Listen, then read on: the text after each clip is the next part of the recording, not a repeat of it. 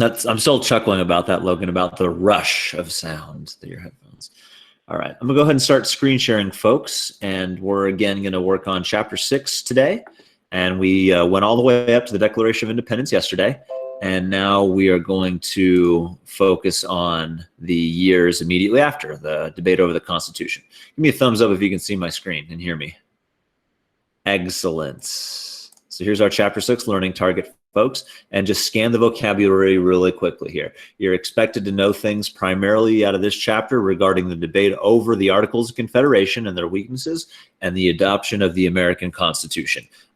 We'll try and talk about as many of these vocabulary points as we can today. Hopefully you can remember the first party system. It's really important you guys understand that this is the creation of the first political parties in America. It's the Federalists and well, I shouldn't say the first exact political parties, that's going to come right after this, but this is the era of the Federalists and the Anti-Federalists. The Jeffersonians are going to come right after this, and most of the people who are Anti-Federalists will become Jeffersonians. But that's the debate I'm trying to frame for you right now, is the Federalists versus Anti-Federalists, and whether or not we're going to actually ratify this Constitution. Once we have a Constitution, the first party system, the Federalists and the Jeffersonians, they'll start debating all sorts of things regarding the proper role of government and how big and powerful should the federal government be and how powerful should the states be. So you got to remember that argument. If you're ever writing a short answer on this topic, you've got to be able to articulate that there's always going to be a continuation of the debate between the proper role of the federal government. And you can argue that it starts right here. And here's some historical context, folks. Remember, these founders and the American citizens just broke away from a monarchy. They experienced what they considered tyranny. Great Britain attacked them in ways that they felt were oppressive. And so they experienced what they felt to be a tyrannical monarchy. So it makes perfect sense that there would be a huge debate over the proper role of the federal government in this era right here.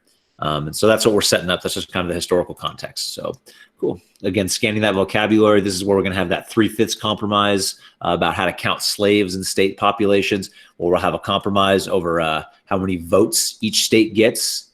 Is our Congress going to be based on population, or is it going to be based on equal representation? Are we going to have a Bill of Rights that are guarantees of what individual freedoms are? That's hopefully ringing some bells for you folks. So looking at our learning targets, we're looking at the strengths and weaknesses of the Articles of Confederation. And let's jump in and do that one real quick, guys. Remember, under the Articles of Confederation, that's what wins the American Revolution. That's our government during the American Revolution, guys. When we're making an alliance with France, when we're fighting the British, that is our government. There's no executive, no president, meaning there's no Supreme Court. What we have is a one house or unicameral, one body. It's a one house system of legislators based on equal representation. So large states like New York and Pennsylvania, they get the same equal representation as a small state like Delaware. This government cannot tax the state, so it really can't raise money, which is kind of hilarious to me. Guys, governments need a cash flow to operate. You can totally argue that we need limited taxes, but bottom line is governments need to be able to tax to raise money. They can make treaties, but they can't enforce them. So for example, they were allowed to make the treaty with France, but they couldn't force the individual states to go along with it. Remember, guys, the Articles of Confederation are relatively weak. The example that's going to prove that the Articles of Confederation are weak will be Shays' Rebellion. That's going to be in a rebellion that occurs in Massachusetts right after the American Revolution, but before the American Constitution. Shays' Rebellion, let's see. I don't know if it did make it into this vocabulary term right there. So essentially, guys, the federal government can't come put this rebellion down. They also can't stop Massachusetts from creating the crappy laws that make the people rebel. In Massachusetts, right after the American Revolution, guys, they increase taxes a huge amount, and they create really oppressive laws and unfair. They basically put an unfair tax burden on the people living. It's very similar to the regulator movement. And I kind of mixed my words up a little bit there, guys, but it's very similar to the regulator movement. It's again class conflict, and it has to do with the Massachusetts legislature essentially taxing the hell out of the citizens in very unfair ways. The federal government has no authority to intervene. They have no authority to overrule anything Massachusetts doing, and they also, guys, don't really have an authority to put down the rebellion. They're not really capable of calling up an army at this point here after the American Revolution and putting it down. And so it demonstrates the weaknesses of the Articles of Confederation. You can go into more depth, and I'm sure that I probably missed several details of Shays' Rebellion, but that's okay, guys. When you see Shays' Rebellion, you just have to explain that episode of class conflict between citizens and the federal government's really inability to mediate it is one example that demonstrates the weakness of the Articles of Confederation. And always remember, the Articles can't tax. That's going to be their biggest weakness. Cool. But it makes perfect sense why they made it, guys. If you are afraid of tyrannical monarchy, you want a purposely weak purposely weak government with no executive. If you fear a king, it makes sense that you would make the Articles of Confederation. I don't know if I mentioned this, guys, but all states have equal representation, and they all have to unanimously agree to change the Articles or amend the Articles. Getting 13 states to agree on one thing is never going to happen. It's really hard even to get 2/3 of people to agree on things, let alone 100%. So we're going to redo the Articles of Confederation, guys, and what we come up with is our modern Constitution. And so again, understand that the Articles of Confederation, that's our government under the American Revolution. And after the American Revolution, we kind of really come to the conclusion that they're relatively weak for the reasons we highlighted, and we're going to replace them with our Constitution. Now, the debate over that Constitution, guys, is the next learning target. It's the debate between the Federalists and the Anti-Federalists.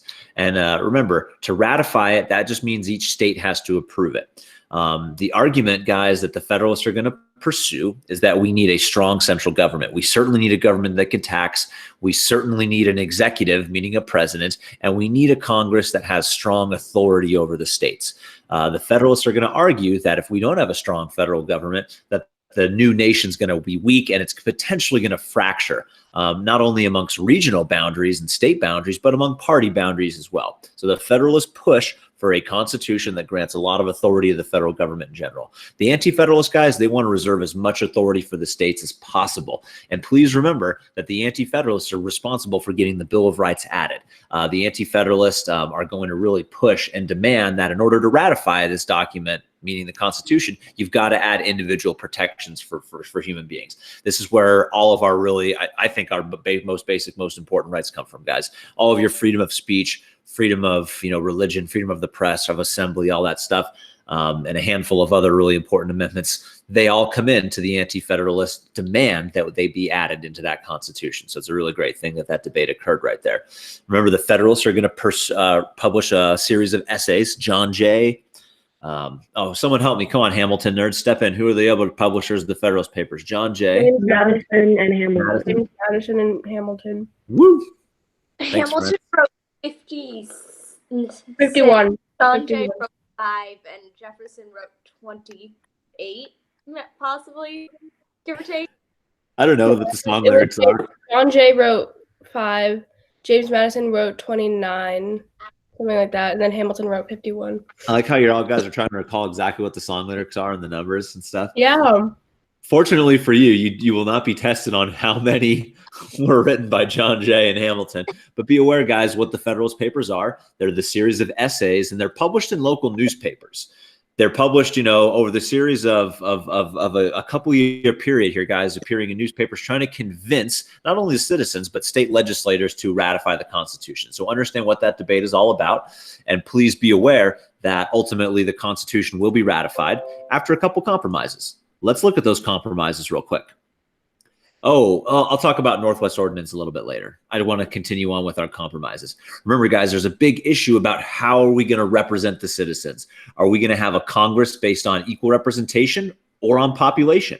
Are we going to give big states power, or are we going to make things equal? Should 100,000 people in New York have the same vote as 10,000 people in Delaware? This is where you get the Virginia plan and the New Jersey plan.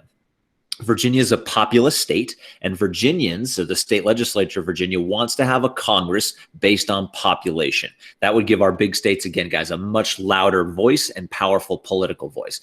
Small states like New Jersey and Delaware, guys, they understand that if we have representation totally based on population, then they will always be outnumbered. They're going to essentially always have their vote canceled out by the large populous states. And so what we do is called the Great Compromise, guys. We adopt what's called a bicameral two-house. We adopt a bicameral House legislature, the House of Representatives, which is our one House of Congress, and that's made up of varying numbers of representatives for each state. You get a representative based on population in the House of Representatives. California, I think, has 50 something, 52.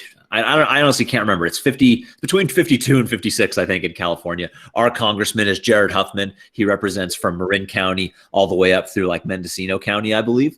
And there's another house of Congress as well, and that's the Senate. And that's where each state gets equal representation, 2 senators. So be aware what the Great Compromise is, folks. You could easily be asked about compromises in this Constitution. That's the easiest one to get, I think, is the Great Compromise, and it's about representation. We adopt both plans. We have one house based on population, one based on equality. And be aware, folks, to get a law passed, each house has to approve the law. Each house can create it, but they have to send it over to the other one for it to get passed. So they have some checks and balances on each other. It's very much an Enlightenment idea. And then also be aware, guys, we've got to please our southern states. We've got the 3/5 compromise because our southern states, folks, they want their African-American slave population to be counted. If they count the slaves, that means those southern states are going to get more votes politically. They don't want to count them as human beings, but they want to count them as population for representation purposes. And our northern states agree to this, folks, because they need southern states to ratify the Constitution. They deem the Constitution as too valuable of a document, and they are willing to let southern states get increased political representation by counting their slaves. Know the 3/5 compromise. There's another really important one, guys, the Fugitive Slave Clause. This will be really, really made hardcore in the 1850s and enforced in the 1850s hardcore. That's part of the Compromise of 1850, which we'll talk about in another week or two. But be aware, guys, in our Constitution, there is prohibitions that require states to return slaves to their owners. There are also provisions about the federal government having to put down slave revolts. There's also a couple more protections for slavery that we read about in an essay called A Triumph for Slavery. We read that this is like the 5th week of class. I think that essay highlighted like 13 or 14 protections for slavery.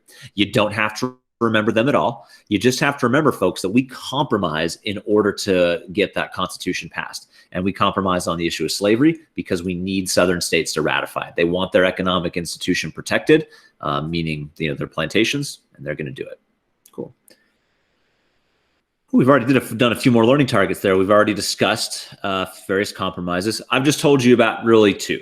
I've told you about one for representation and one for slavery. You don't have to know more than that, guys, even though there are more. You don't have to know more than that. Let's talk about something that happened right before the Constitution. That's the Northwest Ordinance. Remember, guys, we're going to get more territory as the United States gain land. And let's pull up a little, I'm screen sharing, so let's pull up a little map real quick. Let's pull up the Northwest Ordinance. Remember, we are going to continue acquiring territory, and we've got to set rules for how that territory will become a state. And that's what the Northwest Ordinance does, folks. The Northwest Ordinance sets out policies. Don't worry about all this stuff on the right here about how you measure out land, but please be aware of where this takes place. And this is important for a couple reasons. The first reason this is important is because it's an accomplishment under the Articles of Confederation government. This is something positive the Articles of Confederation government does. And what they do is they set the rules for how all future land can become a state. First, you become a territory. For example, the Ohio Territory. Once the Ohio Territory gets 60,000 residents, they can create a constitution for Ohio. Once Ohio creates its constitution, they can then submit it to Congress, and Congress will give them the thumbs up or the thumbs down on whether or not they get to become a state. That is one of the main concepts behind the Northwest Ordinance, folks, is it sets the rules for how states will enter the Union from here on out. If you don't get 60,000 residents, you're going to be a territory for a long time. And that's what happens to states out west, guys. Places like Nevada, New Mexico, they're territories for a long time before they actually become states. The other really important thing to remember about the Northwest Ordinance has to do with slavery. And I'm sure a lot of you can remember this, guys, but this is the first time that our federal government has ever put an area off limits to slavery. This little squiggly line down here is this northern border of Kentucky. That's the Ohio River. And under the Northwest Ordinance, everything above that will be off limits to slavery. I'm setting the stage, guys, for what you know as the sectional crisis. There's going to be a lot of other things our federal government does to limit slavery's expansion coming up, and we'll talk about that. You know what I'm getting to: popular sovereignty, you know, the Mexican-American War, Kansas, Nebraska, Missouri Compromise of 1820, and that 3630 line. That's where I'm getting to. I'm trying to help you frame an argument, guys. You need to understand that as we expand westward, even before we have a constitution, and this is passed before we have a constitution, we are going to attempt to limit slavery, and it's going to be a contested issue. So that's what the Northwest Ordinance is. So please understand that vocabulary term and know that it's an accomplishment of the Articles of Confederation and Government. That really answered that learning target, guys. I don't even know that needed to be a learning target. Oops, what did I just do? Yeah. But that's what the political state of slavery is. Understand it's a protected institution constitutionally. Slaves, according to the Constitution, are property. But it is starting to be limited, according to the Northwest Ordinance. We know that there is already a slave aristocracy building in our southern states. We know about the southern gentry and the planter class. We know about how they are politically powerful, and we know how their economic livelihood is essentially, you know, tied up in slavery. And we also are aware, folks, that we're going to start heading into the market revolution in the 1800s, and that slavery can't survive without the customers in the northern factories. So please be aware, even though we tend to associate slavery with the southern states, guys, a lot of northern states are very, very much in cahoots with it. And just because you're not a slave state does not mean you want free black people living amongst you. Many states, especially out west, when they become created, will put prohibition on free black migration. So again, get that out of your head that just because you're not a southern state that you are also, you know, somehow a bastion of equality. A lot of states will allow free black people to live in the state, but there's going to be severe restrictions on what they can and can't do in many cases. But that's state by state.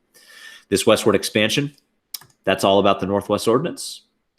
And this one right here, guys, I really recommend that you go back and you read for an hour and you read the Howard Zinn chapter called A Kind of Revolution. He is going to make arguments about how the American Revolution and how the Constitution is going to impact all these different groups of people. He's going to talk about how it impacts women. Remember, guys, women are essentially left out of the Constitution in many regards. They are not really granted many of the rights that we associate with being an American today. Not only are women not going to have the right to vote, they're not going to have the right to own property in many cases. Oftentimes, your paycheck, if you're a woman, will belong to your husband or the head of your household. So be aware that the Constitution really doesn't change the status for women. Not only does it not change anything for slaves, it really cements their status as not people, as property. Be aware of what it does for wealthy people and their property. Be aware of what it does for the poor. They're ain't voting. The Constitution doesn't grant you the right to vote, folks. Remember, states control voting. Lots of states are going to have property requirements all the way up until the 1820s. Hopefully you remember 1820s is when states started getting rid of those property requirements. That's part of the reason why we call Andrew Jackson and his election the election of the common man, because a lot of common men can vote by the 1820s. But that's state by state, folks. States can totally stop you from voting if you don't own property. And they do for like 30 years after our Constitution. Sounds crazy. The first generation of Americans that lived under the Constitution didn't necessarily have the right to vote if they weren't wealthy. So that's what this Howard Zinn chapter is all about. It's called A Kind of Revolution. It's kind of like a question mark. He proposes it in an interrogative way. And it's a really good chapter. It's a good read. It's really worth it. I really recommend you go do it. Of course, I'm not going to grade you on it. But if you've got a 1 on any of your reading notes and you want to do reading notes on that, I will award you credit for them if you go back and do that reading. I think it's that important of a reading to do. And again, the chapter is called A Kind of Revolution. And if you got a 1 on reading notes, I'm happy to give you credit on them if you do reading notes for that.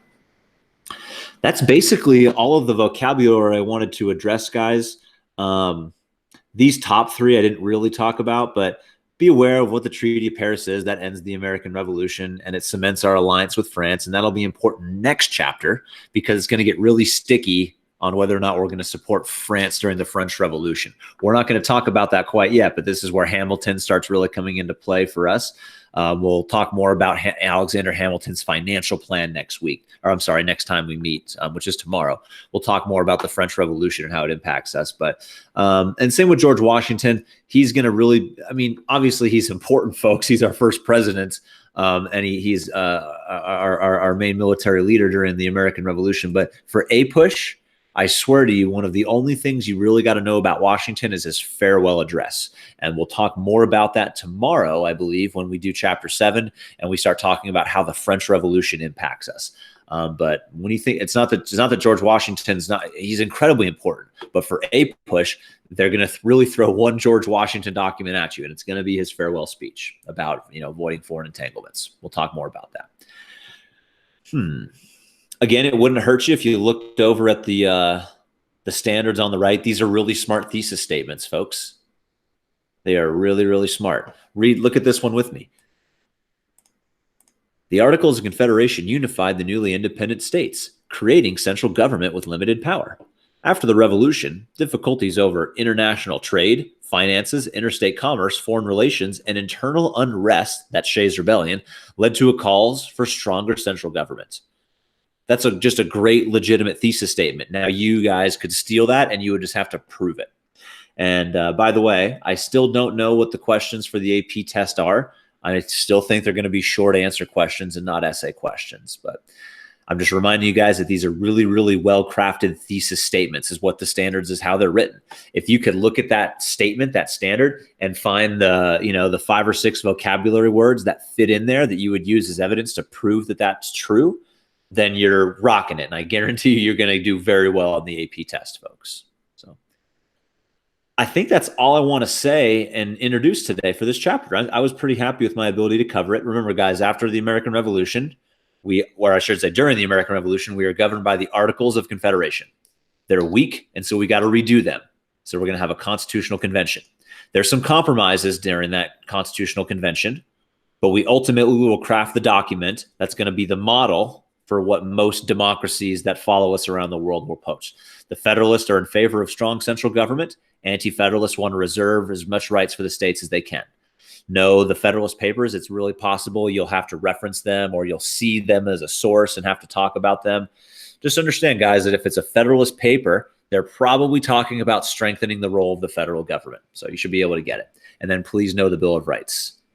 Inserted at the insistence of the Anti-Federalists. The Federalists were about to leave out protections for the individual, but the Anti-Federalists insisted. Know those compromises down there. Remember, Shays Rebellion demonstrates how weak those articles are. John Adams, future president, is going to be a hardcore Federalist. He'll come up again and again. So that's all I want to say. That's my little recap. Before I stop the recording, does anyone have any questions for me or for the group or anything? Oh, look, there's a whole bunch of chats. Do we know there aren't multiple choice? I'm not sure. Annabelle, in fact, they asked me to take a survey, and they said, do you want multiple choice or just writing? And I didn't know what people would want to do. So I actually said short answers. I thought doing 3 short answers would be easier than doing 45. Jack's mad at me now because he says multiple choice, but I thought 3 short answers would be easier than 45 multiple choices, but I may be wrong. I have no clue what they're going to do. I'm going to find out in 2 days. Maybe it'll be 1 short answer and 25 multiple choice. I don't know, but they've got to fit it in within 45 minutes. So cool. All right. Does anyone have any questions before I stop the recording? Anyone that would benefit the group? I have a question, Mahoney. Yeah. So are you going to give us another worksheet like you did for period 2? Are you going to do it for this period of history? It's already on Google Classroom, my friend. Okay. Yeah, I posted it on either Sunday night or Monday morning, and okay. That's the assignment for the week. If you really do it and watch all of the videos and really try on it, it might be 2.5 or 3 hours of work total. If you're pretty quick and pretty sharp, you could probably breeze through it in an hour or less. So that's just to give you a scope of the work, and that's the week's worth of work. And next week we'll do period 3, and then period 4, and then period 5, and period 6. There might be a week where we cram 2 of them into 1 week, but yeah. All right. They haven't even announced the date that they're going to probably offer 2 dates for the test. You'll have a window to log on one day, or a second option where you'll log on a second day. But again, that has not been finalized. That's just the ideas they're floating around and stuff that I've seen on their survey questions and stuff that they're asking the AP teachers about. So we'll see what happens, but I fully expect you'll have 2 options to take it on one day or the other. So, yeah. And so, yeah, you'll get another review packet next week. And again, guys, if you're struggling with them or have any questions, you can just email me and I'll answer it for you. Or if you want to Zoom or Google Hangout, happy to do it with you at any time during the 9 to 2 school day there. Any questions? Preguntas? All right, well, then I'm going to go ahead and stop recording. And